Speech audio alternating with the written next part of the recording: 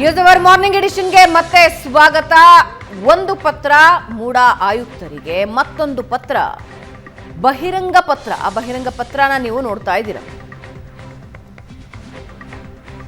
ಇದರ ಜೊತೆಗೆ ಸಿದ್ದರಾಮಯ್ಯ ಅವರು ಒಂದು ಟ್ವೀಟ್ ಕೂಡ ಮಾಡ್ತಾರೆ. ಒಂದು ಎರಡು ತಿಂಗಳ ಹಿಂದೆ, ಇದೊಂದು ವಿವಾದ ಸೃಷ್ಟಿಯಾದ 2 ತಿಂಗಳ ಹಿಂದೆ ಹಿಂಗಿದ್ದೊಂದು ನಿರ್ಧಾರ ಮಾಡಿದ್ರೆ, ಒಂದು ರಾಜಕೀಯವಾಗಿಯೂ ಕೂಡ ಇಷ್ಟು ಟೆನ್ಷನ್ ಇರ್ತಾ ಇರಲಿಲ್ಲ, ಇನ್ನೊಂದು ಪ್ರತಿಪಕ್ಷಗಳಿಗೂ ಕೂಡ ದೊಡ್ಡ ಅಸ್ತ್ರವಾಗಿ ಅದು ಪರಿವರ್ತನೆ ಆಗ್ತಾ ಇರಲಿಲ್ಲ, ಕಾನೂನಾತ್ಮಕ ಹೋರಾಟವೂ ಕೂಡ ಇಷ್ಟು ಡಿಫಿಕಲ್ಟ್ ಆಗ್ತಾ ಇರಲಿಲ್ಲ.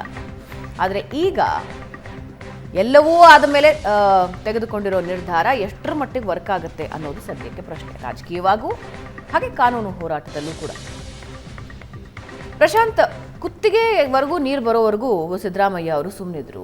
What went wrong? ಅಂದರೆ ಅವರು ಸುತ್ತ ಇರೋರು ಕೊಟ್ಟಿರೋ ಸಲಹೆನ ಸ್ವತಃ ಅವರು ಲಾಯರ್ ಇದ್ದಾರೆ. ನೋಡಿ, ಸಿದ್ದರಾಮಯ್ಯ ಒನ್ ಆಫ್ ದ ರಣತಂತ್ರಗಾರ ರಾಜಕಾರಣಿ ಕರ್ನಾಟಕದ ರಾಜಕಾರಣದಲ್ಲಿ.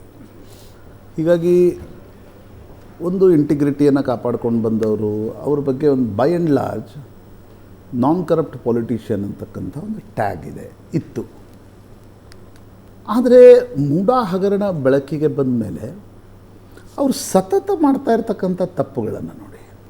ನಾವು ಅಂದರೆ 2 ತಿಂಗಳ ಹಿಂದೆ ಅಂತಲ್ಲ, ಯಾವುದೇ ಒಬ್ಬ ಮುಖ್ಯಮಂತ್ರಿಯಾಗಿ ಕೆಳಗೆ ಇಳಿದು ವಿರೋಧ ಪಕ್ಷದ ನಾಯಕನಲ್ಲಿ ಸ್ಥಾನದಲ್ಲಿರ್ತಕ್ಕಂಥವ್ರು, ನೀವು ಕೆಸರೆ ಗ್ರಾಮದಲ್ಲಿ ಭೂಮಿ ಕೊಟ್ಟು ವಿಜಯನಗರದಲ್ಲಿ ಸೈಟ್ಗಳನ್ನು ತೆಗೆದುಕೊಳ್ಳುವಾಗ ನೀವು 10 ಬಾರಿ ಯೋಚನೆ ಮಾಡ್ತೀರಿ.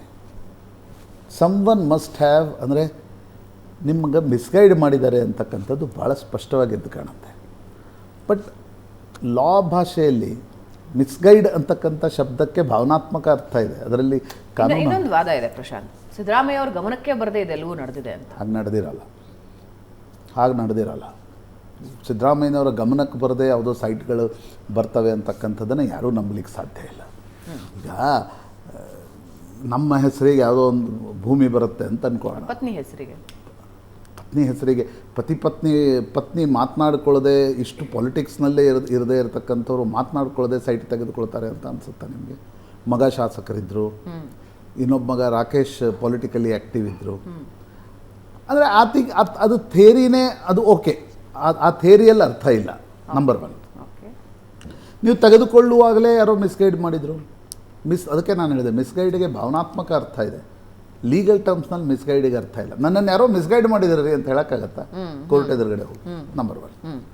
ನಂಬರ್ 2, ಮೂಡಾ ಹಗರಣವನ್ನು ವಿರೋಧ ಪಕ್ಷಗಳು ಪ್ರಸ್ತಾಪಿಸಿತು. ನೀವು ಮುಖ್ಯಮಂತ್ರಿಯಾಗಿ ಏನು ಹೇಳಿದ್ರಿ ಸದನದಲ್ಲಿ ಹೋಗಿ? 60 ಅಂದರೆ ಇದನ್ನು ಬಿಸ್ನೆಸ್ ಮ್ಯಾನ್ಗಳು ಹೇಳ್ತಾರೆ, 62 ಕೋಟಿ ರೂಪಾಯಿ ಅದರ ಲ್ಯಾಂಡ್ ವ್ಯಾಲ್ಯೂ ಇದೆ, ಅದು ನಾನು ಕೊಟ್ಬಿಡಿ, ನಾನು ಸೈಟ್ ನಿಮ್ಗೆ ಕೊಟ್ಬಿಡ್ತೀನಿ. There was the major mistake ಅನ್ಸುತ್ತೆ.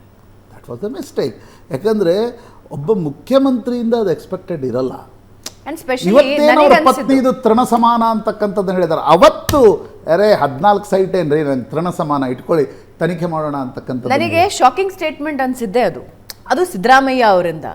ಅಂದರೆ ಅವ್ರು ಹೆಂಗಿದ್ದಂದರೆ, ಹಿಂಗಿರೋ ರಾಜಕಾರಣಿ 14 ಸೈಟ್ ಏನು ದೊಡ್ಡ ವಿಷಯ ಅನ್ನೋದು ಬರುತ್ತೆ ಅನ್ನೋ ನಿರೀಕ್ಷೆ ಇತ್ತು. But that statement was shocking. ಒಂದೊಂದು ಸಲ ಆಗತ್ತೆ,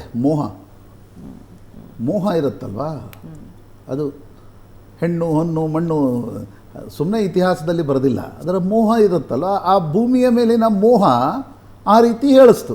ಓಕೆ, ನನಗೆ 62 ಕೋಟಿ ರೂಪಾಯಿ ಬೇಕು ಅಂತಕ್ಕಂಥದ್ದನ್ನು ಮುಖ್ಯಮಂತ್ರಿಗಳ ಆಪ್ತರೇ ಅನೇಕ ನನಗೆ ಸಿಕ್ಕವ್ರು ಹೇಳಿದರು, ಈ ಸ್ಟೇಟ್ಮೆಂಟ್ ಬೇಕಿರಲಿಲ್ಲ, ಸಿದ್ದರಾಮಯ್ಯನವರ ಸ್ಟೇಟ್ಮೆಂಟ್ ಬೇಕಿರಲಿಲ್ಲ ಅಂತಕ್ಕ. ಸರಿ, 3ನೇ ಹಂತಕ್ಕೆ ಬರೋಣ. ನೀವು ಮೂಡಾ ಹಗರಣದ ತನಿಖೆಗೆ ಭೈರತಿ ಸುರೇಶರನ್ನು ಮೈಸೂರಿಗೆ ಕಳಿಸಿದ್ರಿ. ನಿಮ್ಮದೇ ಸಚಿವರು ಹೋದರು, ಅವ್ರು ಹೆಲಿಕಾಪ್ಟರ್ನಲ್ಲಿ ಹೋದರು ಅಂತ ಕುಮಾರಸ್ವಾಮಿ ಹೇಳ್ತಾರೆ, ನಂಗೆ ಗೊತ್ತಿಲ್ಲ ಅವ್ರು ಹೇಗೆ ಹೋದರು.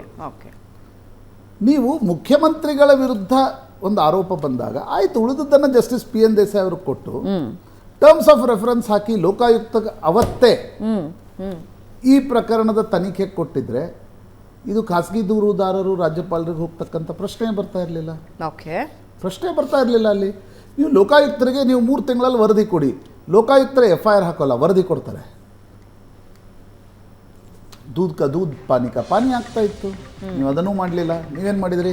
Justice P N Desai committee ಮಾಡಿದ್ರಿ, 85ರಿಂದ ತನಿಖೆ ಅಂತ ಹೇಳಿದ್ರಿ. ಅದರಲ್ಲಿ ಮುಖ್ಯಮಂತ್ರಿಗಳ ಪತ್ನಿ ತೆಗೆದುಕೊಂಡಿರ್ತಕ್ಕಂಥ ಸೈಟ್ಗಳ ಉಲ್ಲೇಖನೂ ಇಲ್ಲ. 4ನೇ ತಪ್ಪು ಹೈಕೋರ್ಟ್ಗೆ ಹೋಗಿದ್ದು. ನೀವು ಸ್ಯಾಂಕ್ಷನ್ ಆಫ್ ಇನ್ವೆಸ್ಟಿಗೇಷನ್ ಅನ್ನು ಪ್ರಶ್ನಿಸಿ ಹೈಕೋರ್ಟ್ಗೆ ಹೋದ್ರಿ.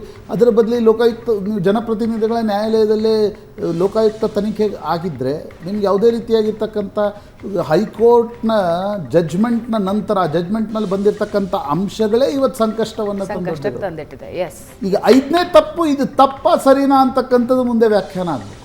ರೈಟ್, ಕಾನೂನಿನ ವ್ಯಾಖ್ಯಾನ ಆಗಬೇಕಲ್ಲ.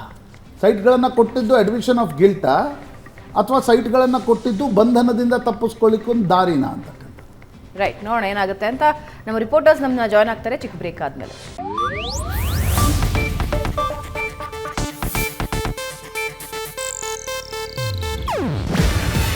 ಇದು ಏಷ್ಯಾನೆಟ್ ನ್ಯೂಸ್ ನೆಟ್ವರ್ಕ್ ಪ್ರಸ್ತುತಿ. ನೀವು ನೋಡ್ತಿದ್ದೀರಾ ಏಷ್ಯಾನೆಟ್ ಸುವರ್ಣ ನ್ಯೂಸ್.